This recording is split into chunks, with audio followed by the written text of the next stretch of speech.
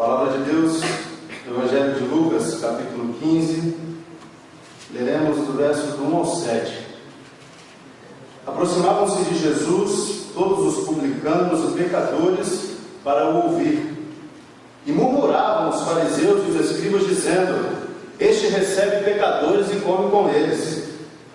Então lhes propôs Jesus esta parábola: Qual dentre vós é o homem que, possuindo 100 ovelhas, e perdendo uma delas, não deixa no deserto as 99 e vai em busca da que se perdeu até encontrá-la?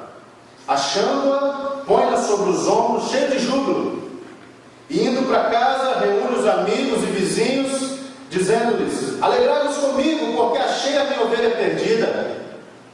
Digo-vos que assim haverá maior júbilo no céu por um pecador que se arrepende, do que por 99 justos que não necessitam de arrependimento. Curva sua cabeça e vamos orar. Senhor, eis aí a tua palavra que é lida nesta manhã. Te pedimos, Senhor, que o teu Espírito Santo esteja tocando os nossos corações e abrindo nossas mentes e nossos corações para que estejamos atentos à tua palavra. Senhor, que não sejamos apenas ouvintes, mas praticantes da tua palavra. É a nossa oração em nome de Jesus. Amém. Amém.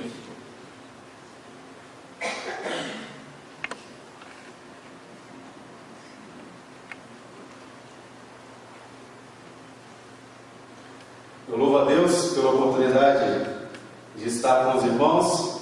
É uma alegria muito grande sempre estar compartilhando a palavra do Senhor. Irmãos, eu me lembro quando eu era criança, não sei se vocês também já tiveram essa experiência de pegarem dois ímãs e juntarem, se aproximarem uns dos outros. E quando você aproximava um do outro, de repente eles se colavam. E então fazem um esforço para separar os dois, viravam uma das partes, né? Se aproximavam de novo e eles se repeliam. Mais tarde, a gente estudando a física, a gente percebe que isso é um fenômeno elétrico que acontece onde as partes iguais, cargas iguais se repelem e as cargas diferentes se atraem. Daí vem o ditado, né? Os opostos se atraem. Na verdade, é um fenômeno elétrico. No texto que lemos, irmãos, é possível também observarmos um fenômeno de atrair e repelir, mas que não é elétrico. Ele é social e espiritual, pelo qual pessoas, quando aproximadas umas das outras, se atraem ou se repelem de acordo com os seus interesses. O Evangelho de Lucas traça uma mensagem onde Jesus é o Salvador. Desde o início, a mensagem do anjo é: nasceu o Salvador. E esse Salvador se faz conhecer no caminho, na companhia. Associado ao livro de Atos, o Evangelho de Lucas revela o caráter heróico do Evangelho, que sai de uma humilde manjedoura em Belém e alcança até os confins da terra. Na perícope lida, vemos um encontro entre basicamente três personagens: pecadores, Jesus e fariseus. Mas é interessante o fato de o texto grego não aparecer o nome de Jesus ou Jesus na perícope que nós lemos. A versão Almeida que nós lemos cita o nome de Jesus duas vezes, no verso 1 e 3. Mas na verdade, a última vez que o nome Jesus é citado em Lucas, até o texto que lemos, é no capítulo 14, do verso 3, onde curiosamente, mais uma vez, Jesus está em um embate com os fariseus. A omissão do nome de Jesus no texto se dá para o destaque que o texto deseja dar, não na pessoa de Jesus, mas no encontro, no ambiente ali criado, na relação ali estabelecida entre os personagens. Os fariseus eram um partido político religioso que pregava um estrito cumprimento da Torá, e assim se deveria evitar um mínimo contato com os pecadores. Entretanto, os pecadores se aproximam de Jesus para o ouvirem. E ouvirem aqui no grego é akuo, que pode ser aprender pela audição, ou dar ouvido a um ensino ou a um professor. Jesus, por sua vez, não apenas ensina, mas recebe bem e come com eles. Os fariseus, então, também se aproximam de Jesus, mas para repreendê-lo pelo flagrante incidente incidente ali acontecido. Neste momento, Jesus propõe uma parábola que possibilita o aprendizado de muitas mensagens. Vejamos então como este ambiente formado pelos diferentes personagens apresentados pelo texto pode ensinar algumas lições para a nossa vida cristã hoje, seja pelo modelo ou pelo antimodelo das atitudes dos personagens. Primeiramente, Jesus nos dá a lição de que é preciso atrair, ensinar e acolher os pecadores. Jesus, sendo um judeu, fora ensinado a tomar cuidado com as más companhias, para que não se contaminasse, mas de repente se vê cercado de pecadores que desejam ouvir e aprender sua mensagem.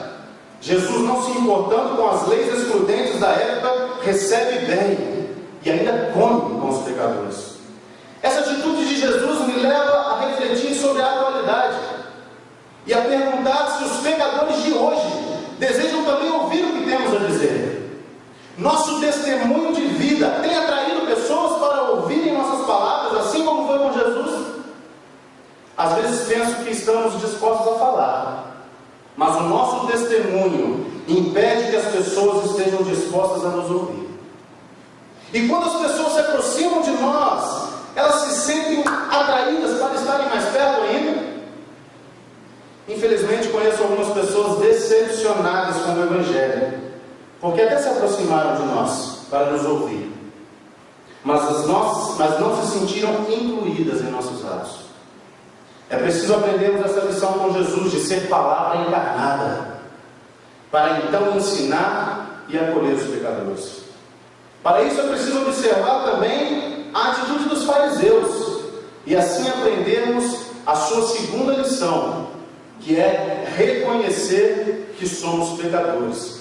Claro que aqui é pelo antimodelo, dos fariseus.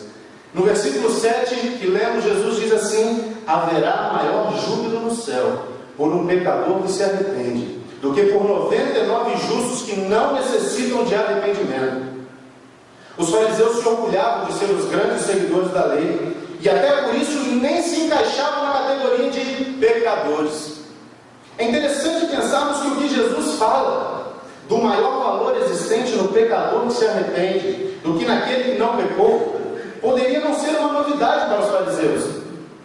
A Mishneh Torah de Ramban afirma o seguinte, abre aspas: a posição onde o judeu que se arrepende permanece, os homens completamente justos não podem estar. Isto é, o nível atingido pelo judeu que se arrepende é mais alto do que alguém que nunca pecou antes, porque este tem uma luta muito mais difícil a vencer do que aquele que nunca pecou. Fecha aspas. Certa vez eu comentando sobre este fato com um amigo, ele me disse assim: então tem que pecar mais para ser melhor? E eu respondi para ele: não, nós precisamos é nos arrepender para sermos melhores, porque nós já somos pecadores o suficiente. Tenho aprendido que nossa primeira e maior vocação é para ser humano. Fomos feitos por Deus como homens e mulheres. Parece que os fariseus perderam essa dimensão em sua religião, buscando uma santidade que consistia na total obediência à Torá. Eles se desviaram deste caminho e se afastaram do povo, rejeitaram o contato com as pessoas e se colocaram em um pedestal social e religioso que nem mesmo se reconheciam como pecadores. Em nome da lei, eles rejeitavam seus pais, menosprezavam as viúvas e os órfãos, e menosprezavam o povo. O que Jesus disse na conclusão da parábola, é possível que eles até sabiam, mas eles não tinham ainda consciência de que também eram pecadores, porém sem o arrependimento, e não eram justos, que não precisavam se arrepender como pensavam. E se nem mesmo se reconheciam como pecadores, como então se arrepender e gerar júbilo no céu? Assim vemos que não nos basta reconhecer que somos pecadores. Precisamos ainda olhar para o texto e aprendermos a terceira e última lição, que é de se arrepender.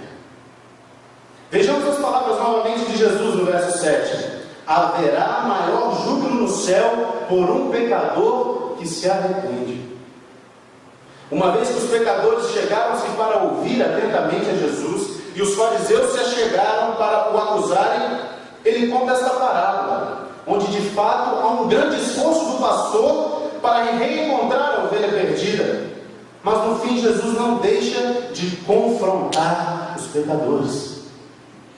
O pastor que salva a ovelha, coloca nos ombros e se alegra, espera dela arrependimento. Pois o texto diz, por um pecador que se arrepende. O júbilo no céu não é pelo fato de serem pecadores, mas pelo arrependimento gerado em seus corações. Arrepender, traduzido do grego metanoel, é mudar de mente, ou ir além da sua mente atual. Assim não basta reconhecer o pecado, este é o primeiro passo, mas é preciso ainda se arrepender e mudar de atitude. Certa vez, conversando com um amigo, que o médico disse para ele, se você não parar de beber, você vai morrer. E eu ajudando o médico e falo, para de beber, meu amigo. E ele me disse, ele me citou esse texto, mas você sabe que está lá na Bíblia, que tem mais júbilo no céu, o pecador que se arrepende, quem nunca pecou, ele não precisa se arrepender de nada. Parece engraçado, mas às vezes, como ele, nós nos lembramos de que Jesus veio para nós pecadores, mas nos esquecemos que foi para nos levar ao arrependimento. Aleluia. Diante dessas preciosas lições, não podemos ser indiferentes ao ensino de nosso Mestre Jesus. Assim, precisamos repensar como temos pastoreado o rebanho de Deus. Como imãs, quando as pessoas se aproximam de nós, buscando uma palavra de Deus, elas têm sido mais atraídas pelo nosso cuidado? E nós, quando nos aproximamos de Deus, temos reconhecido o nosso lugar de imerecedores de seu favor e nos aproximado? Ou temos também nos repelido de sua presença pelo nosso orgulho e insubmissão à sua vontade? Irmãos e irmãs, como pastor que serei, eu tenho medo de que a hierarquia eclesiástica me faça pensar que por ela eu estou mais perto de Deus. Tenho medo de pensar de que por ser pastor tenho menos pecados que as minhas ovelhas.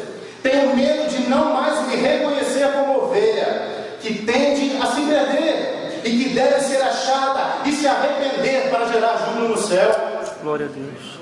O texto nos ensina que vida cristã, que não passa pelo arrependimento, pela metanoia, pela mudança de mente, não deve ser chamada de cristã, porque isso é o que alegra o céu.